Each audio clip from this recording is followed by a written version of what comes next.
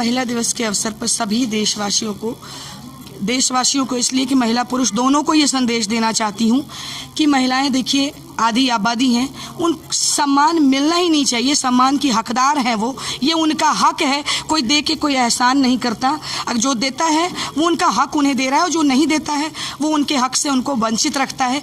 तो अभी के समय में मैं यही कहना चाहूँगी कि महिलाएं जागृत हो जाएं, क्योंकि अगर महिलाएं जागृत नहीं होंगी एक स्वस्थ समाज का निर्माण कभी नहीं होने जा रहा है।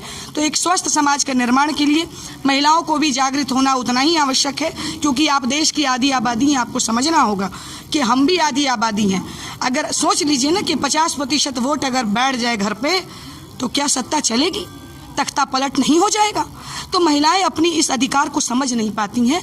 उनको समझ में नहीं आता है कि मेरे अंदर क्या गुण है, मेरे अंदर क्या प्रतिभा है।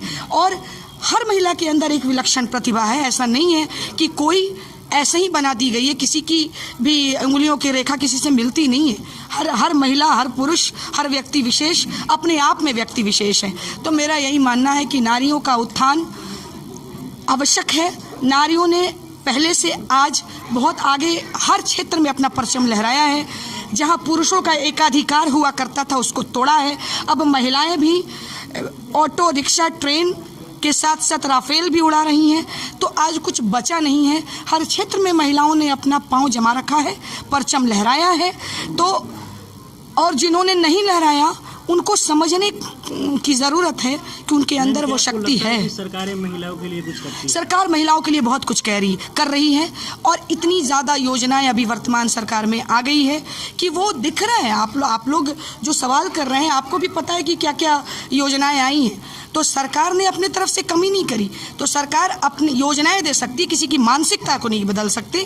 तो वो मानसिकता आपके घर से शुरू, आपका घर जो होता है ना वो प्रथम पाठशाला होता है। तो घर में पुरुषों को अपनी अपनी मानसिकता बदलने की आवश्यकता है और वही नहीं हो रहा। जब तक मानसिकता नहीं बदलेगी सशक्तिकरण क्या खाक होगा। 8 मार्च के केवल आयोजन से सशक्तिकरण नहीं होता है। ये एक मुहिम है। मैं यही कहूँगी जन आंदोलन के रूप में इसको चलाया जाए, एक मुहिम के रूप में इसको बढ़ाया जाए, तभी सशक्तिकरण संभव है। आखिरकार महिलाएं डरती क्यों हैं? तो मैं यहाँ खड़े होकर अभी थोड़ी देर पहले जो भाषण दे रही थी, क्यों दे रही थी? यही कह रही थी ना मैं कि महिलाओं को इससे ऊपर उठना होगा। डर क्यों है? एक बात बताइए, एक समाज को चलाने के लिए पुरुष और महिला दोनों की ज़रूरत होती है। ब्रह्मा के बाद अगर किसी ने सृष्टि की रचना करी है तो उसका दायित्व तो महिलाओं पे जाता है, लेकिन उसके लिए पुरुषों की भी आवश्यकता होती है।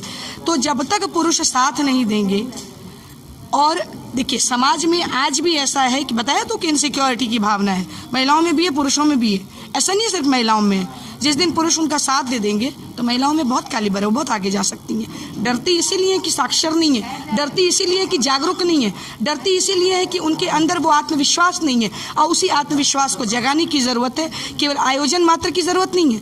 आयोजन से जागरूकता हो सकता है, तो वही जागरूकता हो रही है। उसी जागरूकता के कारण हम लोग यहाँ बैठे हैं और जागरूकता फैलाने की ज़रूरत है। जो हम जैसे जागरूक महिलाओं के कंधों पर वो दायित्व है कि हम उन लोगों को जागरूक करें, तभी स्वस्थ समाज का निर्माण होगा। धन्यवाद।